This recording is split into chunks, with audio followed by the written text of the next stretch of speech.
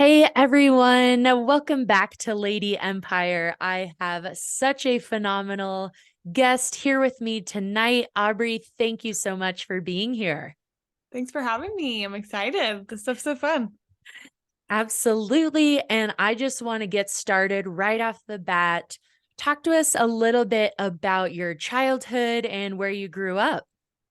Yeah, so I originally grew up in California. I'm a SoCal girl, and so I have an older sister and I have three younger siblings as well. But for a long time it was just my older sister and I, and my parents got divorced when I was 4. So then it was really just my mom and my older sister and I for a while. Then both my parents ended up getting remarried, and so I've got all like a whole slew of siblings. But I played softball because my older sister played. I used to be scared of like literally everything, trying new things. I'm a perfectionist, trying not to be, but It's I hard. have just wanted to be, I want to do everything right. I want people to think I'm awesome all the time. Like, I mean, I've just come to terms with that I'm always going to have to kind of battle that. But yeah, I just grew up like kind of being a perfectionist. And so I didn't really want to try anything new ever. If my mom signed me up to do anything, I cried. I was just so sensitive as a kid. And then I found softball and absolutely fell in love with the game through catching. And so yeah, that was kind of the bulk of my childhood, just like kind of figuring out like I love softball. I met all my friends through softball. And so it just became this huge part of my life. That's awesome. And then you ended up going to the University of Florida to play Mhm. softball as well, where you guys won two national championships while you Oh, were there. So, talk to us a little bit about your time at Florida and those teams that won those championships. oh my gosh. I could talk about my time in Florida all day long. I loved my experience there. And which is just so funny because like I said, I was very scared of trying new things when I was a kid. And so the idea of going all the way across the country to young Aubree, like she would have never believed it Yeah. because I was such a homebody, total comfort zone person. I want nothing to do with something I don't know anything about. Whereas my older sister, as I mentioned, she's 3 years older than me. She was the opposite. She's a jump in with both feet kind of personality, like just willing to make mistakes, like no fear type of person. And I was growing up like the exact opposite. And so never ever imagined I would have gone across the country to go to Florida. But my sister played volleyball at a small school in South Carolina.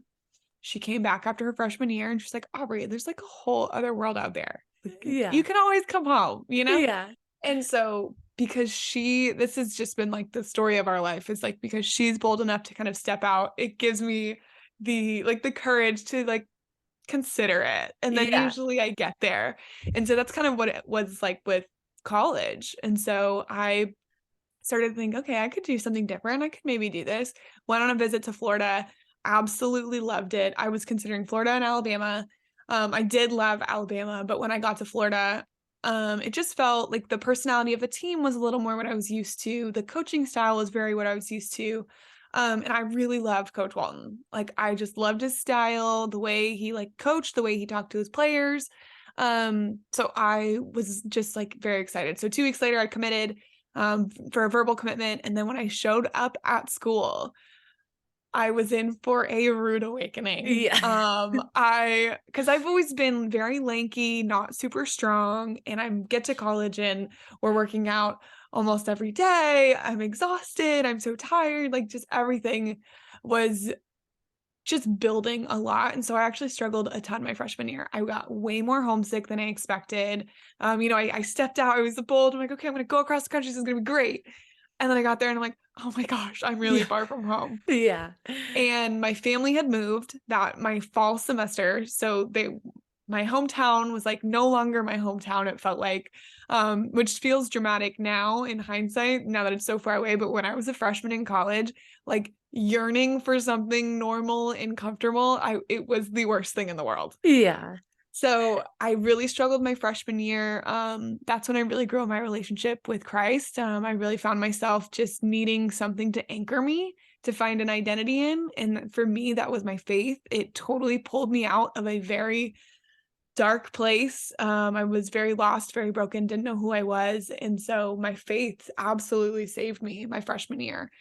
Truthfully, I had considered transferring. I was so like thinking I was in over my head that I didn't belong, that I was not good enough to be at Florida because I was struggling so Mm-hmm. much. Like softball has been my safety net my entire life. It's been my safe place where I feel comfortable. Like I've been pushed, I've been challenged, but I always feel like most myself when I'm at the field. Mm-hmm. And that is not how I felt my freshman year. I wasn't doing things that I normally can do without even thinking about it. I was Right. like messing all of that up. So I felt very lost. So my mom had asked me over the phone a couple of times. Like I'd be on the phone crying, like, Mom, I don't know what's going on. I don't belong. This is horrible. I made a big mistake. And she knows me and she knew that I needed to feel like I had an out, that I wasn't stuck. And so she asked me, she's like, do you want to transfer? And I just really felt this conviction that, like, no, I'm supposed to be here. This is for something. I have no idea what it's for. This is so hard right now. I hate every second of this. But I think I'm supposed to be here for something. I think I'm supposed to stay. And mind you, we had a great year my freshman year as a team. So personally, I was struggling. Personally, I was failing left and right, but our team was really successful. So we ended Mm-hmm. up going to the World Series. So like it was this weird mix of like personal disappointment, but also like, oh my gosh, we just went to the World Series. We just had like a great year. We won the SEC, like all these amazing things. And then this like, okay, but this is not how I want to spend the next 4 years or Right. 3 years. You know, I Right. want a different experience. So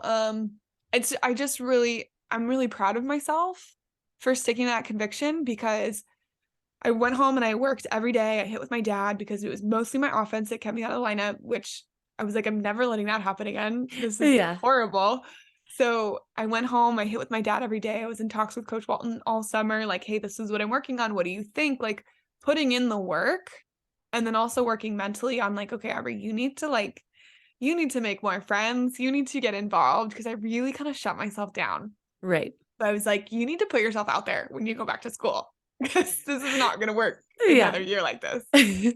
And so I'm just really proud of myself that I did all those things, because I came back and like just what I would have missed out on if I didn't do that, because that was the year we came back. We won the national championship for the first time. I met my now husband my sophomore year of college.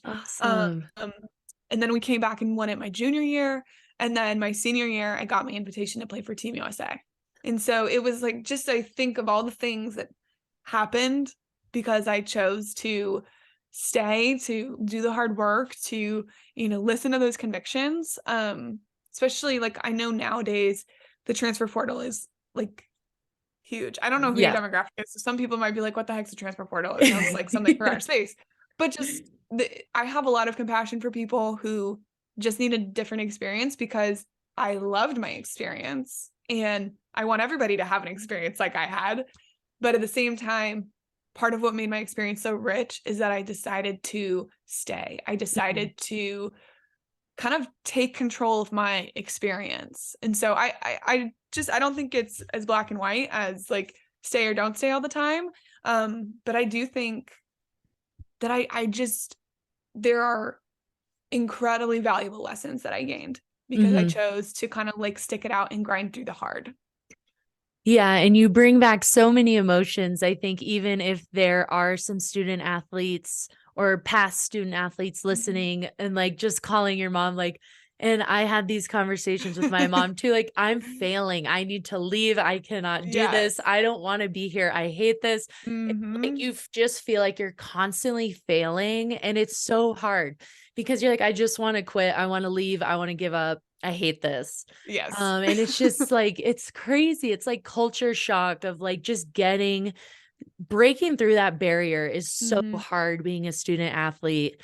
And so I'm so glad that you were able to share all this personal stuff and these personal stories with us, because I think a lot of student athletes, especially females, go through these types of Mm-hmm. things. But you mentioned being a member of Team USA. So you're a 6-time Team USA member. Mm-hmm. Talk to us a little bit about why you decided to continue on after Florida. Mm. Um, And, how did the level of play change at that world level compared Mm. to that collegiate level?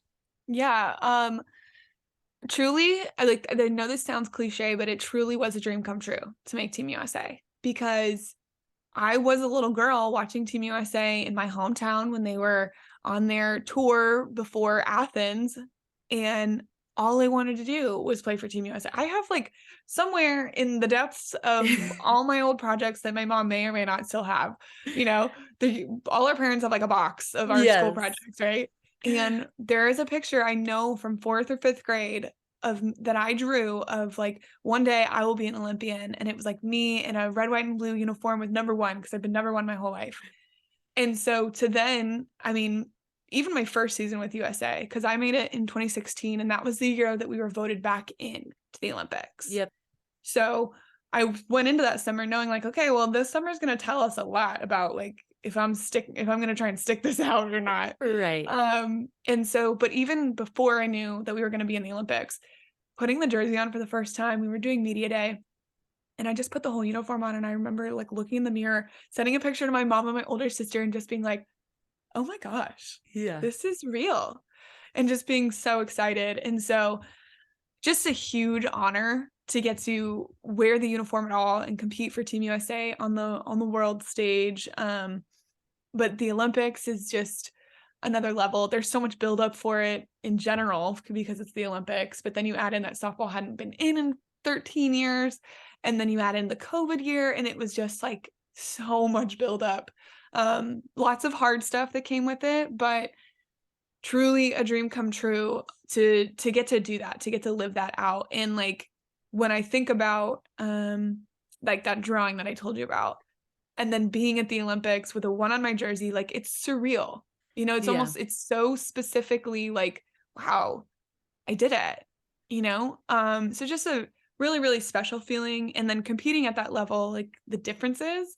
Um, it's interesting because there's some tournaments where like you play some of these other countries that softball just hasn't been developed a lot, Right. where it's as far as like competitively, it's not quite the same, but there's the international experience of like people from other countries. Like I remember my first summer was a world championship year in Canada, and it was a huge world championship year. They had like 30 plus countries there, and it's not usually that big. And there were like teams from Africa that this was the first time some of them had left their village. Like, I mean, so this Wow. as far as like the softball side of it, you would play a couple games where you might blow them out like crazy, but the cultural experience of it all, like them wanting to come up to us and like talk to us and take pictures and like that kind of experience, because they're truly like using softball as a vehicle, Right. to travel, to experience because they love it. And so it was always very humbling in that way. And then you obviously have like your top level competition, like when you play Canada, Japan, Australia, Chinese Taipei, Italy was at the Olympics, Mexico, like Puerto Rico, all these countries that are like just like they've grown so much in softball over the last, I don't know, 20 years or Yeah. something. Yeah. And so it's just this interesting mix of like, okay, if you're playing this like certain kind of tier of teams, you're like, okay, this is serious business. We have to get after it.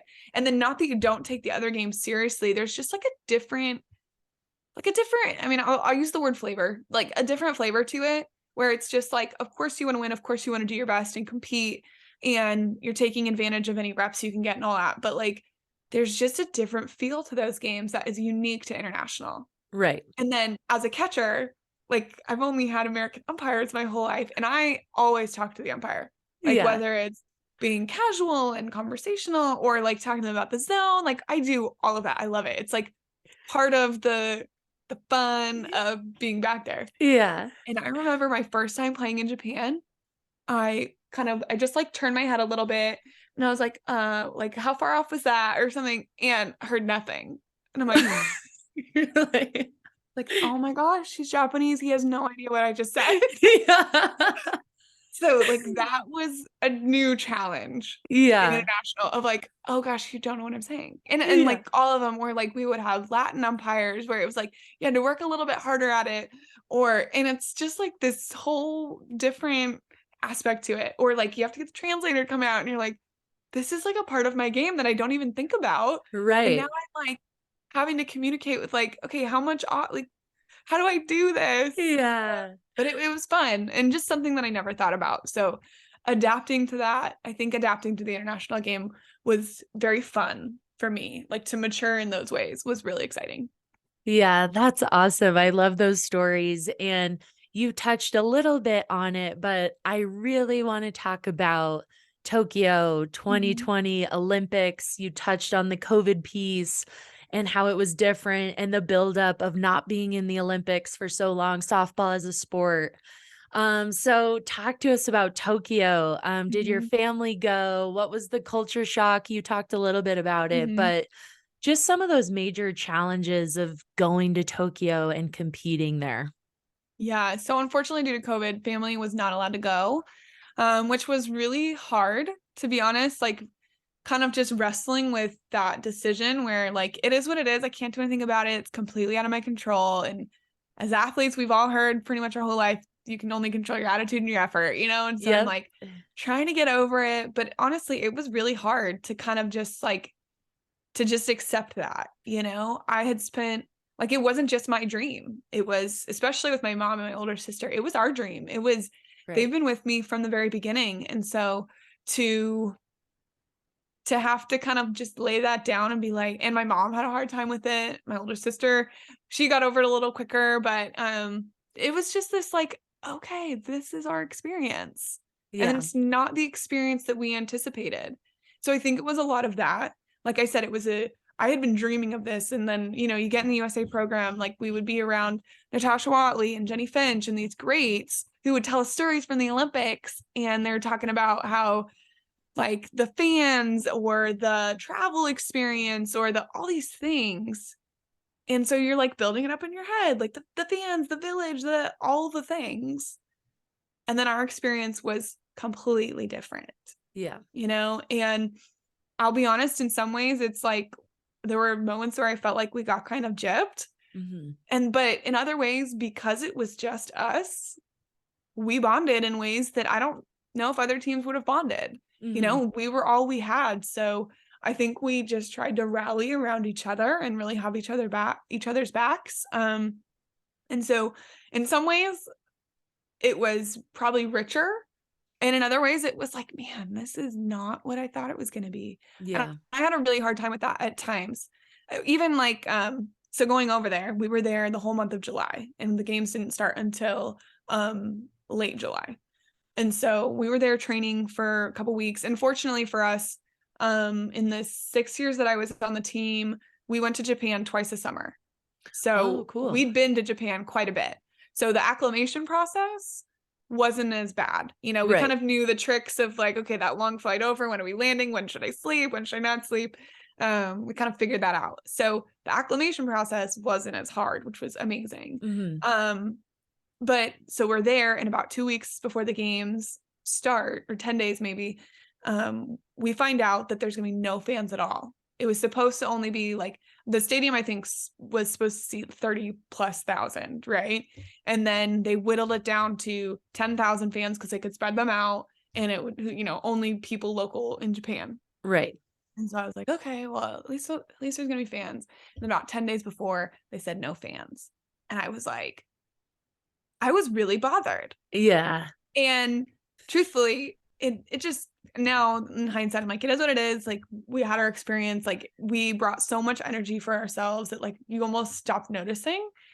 But I remember being like, this is supposed to be the Olympics. Right. Like atmosphere is a part of it, you know? Having some energy from the fans is a part of it. Yep. And we're not getting that. And so I had to really like just kind of like sift through all those emotions. Like, and so because of the COVID stuff, we had to do that a lot of just kind of like accepting, sifting through kind of and moving on. So there was a Hmm. lot of that that wasn't expected. But like I said, there was so many things about our group that I think are really special because we were all we had. Hmm.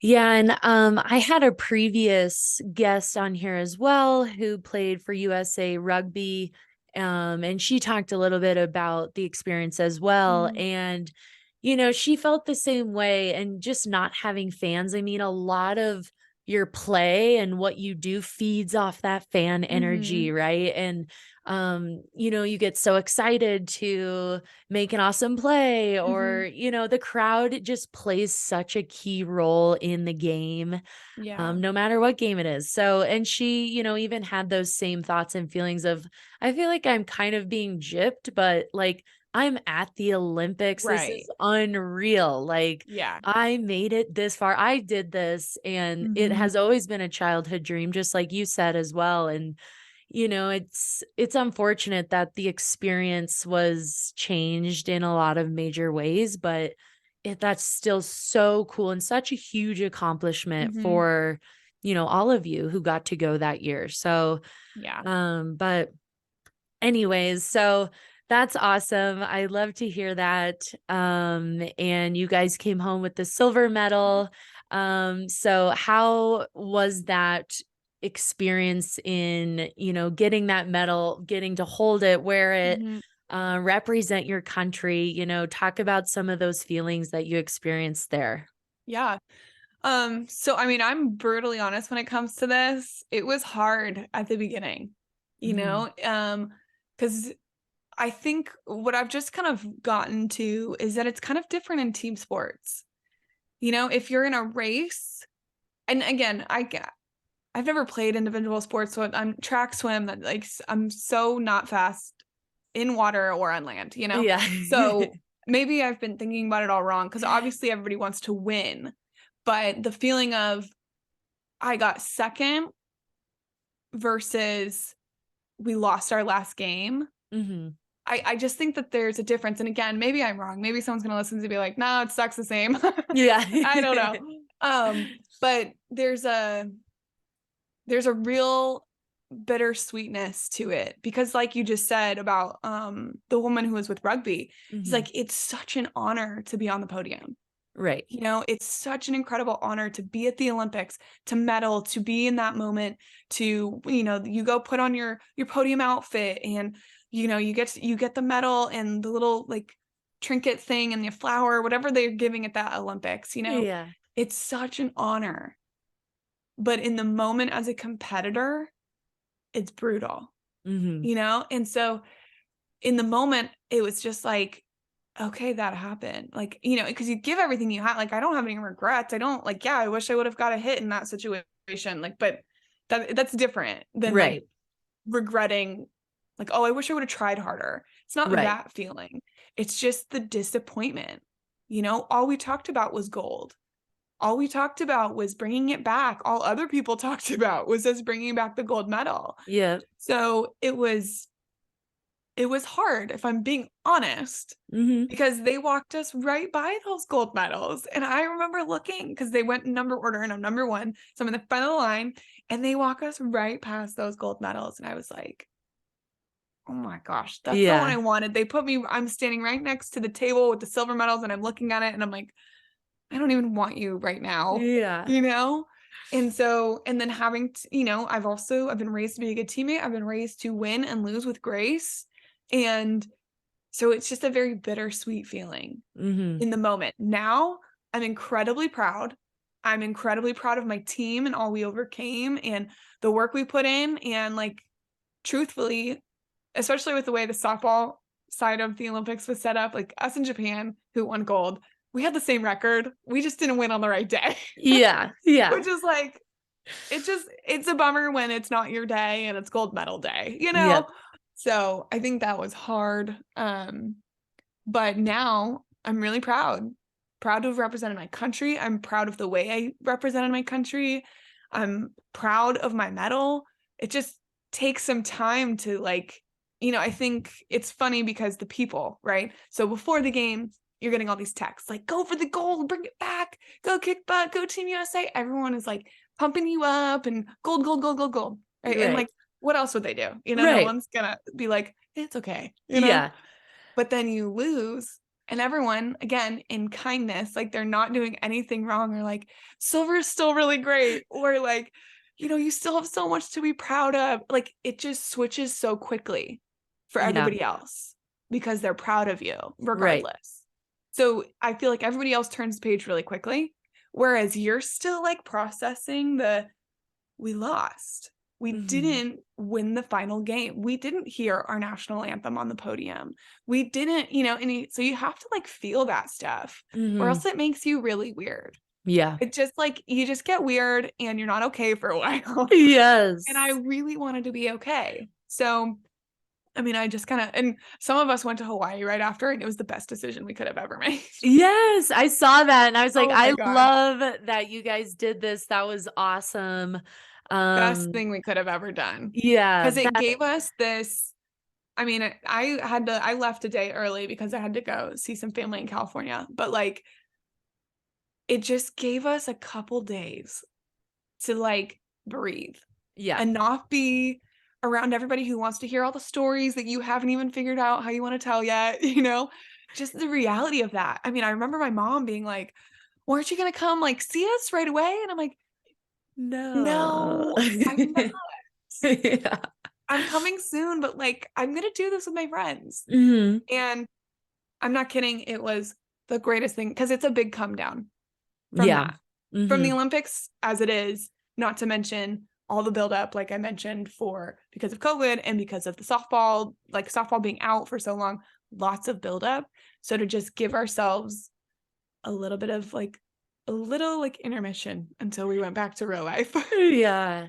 Yeah, well, I mean, on the topic of coming back down, coming back to real life, you made it to the Olympics, you achieved this lifelong goal. Mhm. What now? Yeah. What are you working on now? What are some of your goals, either professionally or personally, that you're Mhm. working towards now?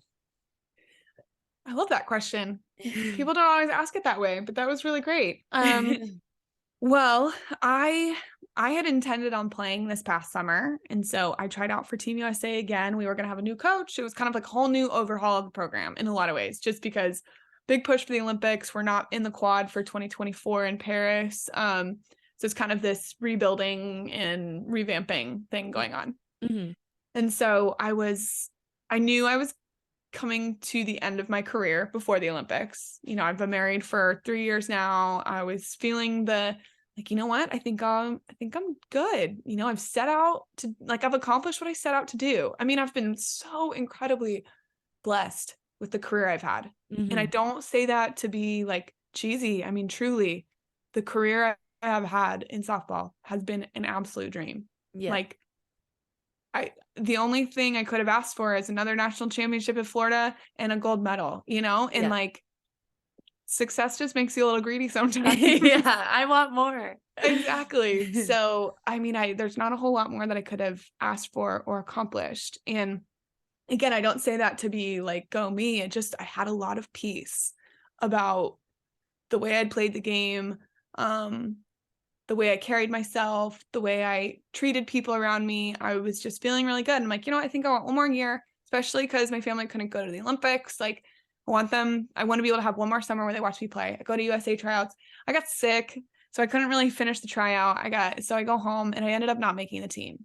And so it's not just because I got sick. Like, it was really lots of really talented players. I didn't have a great first half of the tryout that I was there. So it's Mhm. just, to be truthful, it was just kind of how it went, you Yeah. know?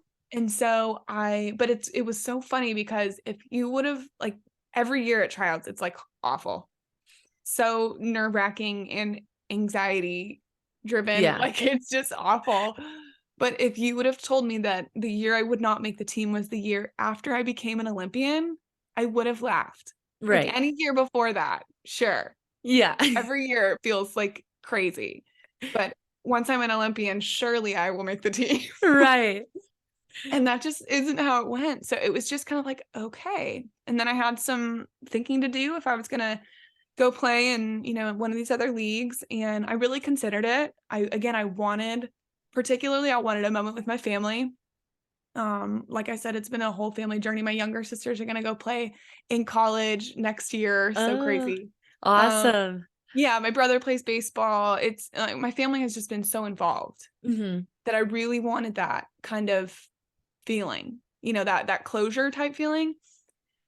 But the more I was thinking about it and praying about it and just kind of feeling like, what's my next move? I don't really know. And at the same time feeling like I want to play because I want this moment, but at the same time, the idea of working out to go play for 2 months does not sound appealing. Like Right. training does not sound appealing right now, which is a red flag. If I'm not willing to put in the effort that it deserves, Mm-hmm. it's probably a good sign that I might be getting close to done.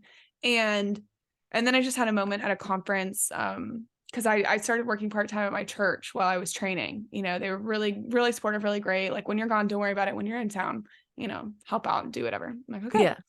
So I was getting like a glimpse of what life after softball might look like. Like, I've always known I had more to offer than throwing a ball, Right. but you hear all the time that the transition from like softball, like competing, to just kind of like not anymore is really hard. Mm-hmm. And so I felt like I was given a glimpse of what life after softball could look like, and it wasn't scary anymore, which was such a gift, because so many of us, either we have to retire because of injury, or because, like, similar to me, like, you just kind of run out of opportunities, or or you have to do it to make money. There's all sorts of reasons, and so many times it's like kind of out of our control.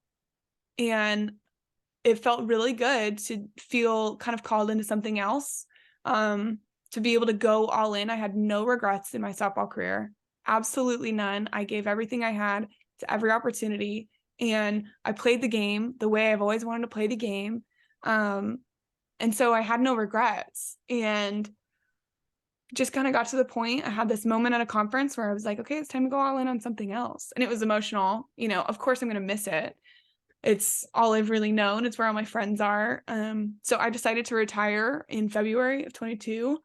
And I went full time with my church a couple months later. So now I'm the student director at my church. So I work with our youth group. I do a lot of the admin type stuff for our youth pastor. And we're a small church, so we're kind of all hands on deck all the time. But it's really fulfilling, and it's been really fun to see the things that I knew were strengths in softball, like working with a team, or getting, like, as a catcher, getting the best out of my pitchers. Right. Like, you just kind of wonder, like, okay, these are skills, but like, how the heck does this fit into like my 9 to 5? Right. And so seeing some of those skills translate to this other world completely, so seeing how, like, being on a team has really prepared me to be in this environment, how working hard, showing up, like being a team player in like every facet has absolutely equipped me for this. Even Mm-hmm. like being able to do press conferences, like in college, I would have to do press conferences and talk to media and things like that, has made me like poised and confident to speak, Right. So it's been very fun, I think. And if to anyone listening who's kind of in that transition or worried about what they're going to do after, like, we really do have a lot of skills that do translate. You just have to like see them or find the right fit, So that's what I'm doing now. I'm the student director at my church. I have a couple kids that I do lessons with around here, and that's pretty much it. My husband's a charter captain, so I help him a lot with his back end stuff, like his website, his all that stuff. But I'm not out of softball by any means. Still help out with USA softball and some organizational aspects, but like, I don't know. I'm kind of in just a season of my next yes, in a way. Like, I love what I'm doing right now. I don't know if it's a forever thing, but I know I really like it, and that it's fulfilling. I've always wanted something that's fulfilling, so it's fun, and I get to be around teenagers all the time. I know that's some people's worst nightmare, but for me, I'm like, yeah, it's okay. I like As it. long as I can lead them down the right path, I like Exactly. it. Yeah. That's awesome. Well, I love to hear that so much. No matter what you do, you're going to be great. So tell us, just quickly to finish out, where can our listeners find you on social media, or connect with you, Mhm. or just see what you're working on? Yeah. So I'm on Instagram. It's Aubree1 Munro. I'm on Twitter. I think that one's Aubree_Munro 1. I don't know, they're different. If I was smart, I would have made them all the same, but they're not. Um, I'm probably most active on Instagram. And then I also have a podcast called You Have to Be Odd to Be Number One. Similar, like we were talking before we got started. It's just kind of been something fun that I enjoy doing, you know? Yeah. I decided to do that earlier last year. I've been on a break since the hurricane because my office was obviously not an office at the time. Yeah. So now that I'm back, I'm hoping to get that started again. But like you said, it's something that I kind of do for fun. And for me, it has kind of filled that, like it's kept me connected to a lot of my softball friends in a way. So I just love, my goal with the podcast is just to call out and celebrate the things that make us different, because I think that every single one of us has a unique purpose. And so wanting to call out, celebrate those things.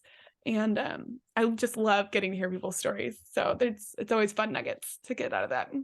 I know. I love it so much too. And we will be sure to tag everything in the show notes so our listeners can connect with you and link to your podcast as well. But Aubree, thank you so much for everything you shared tonight.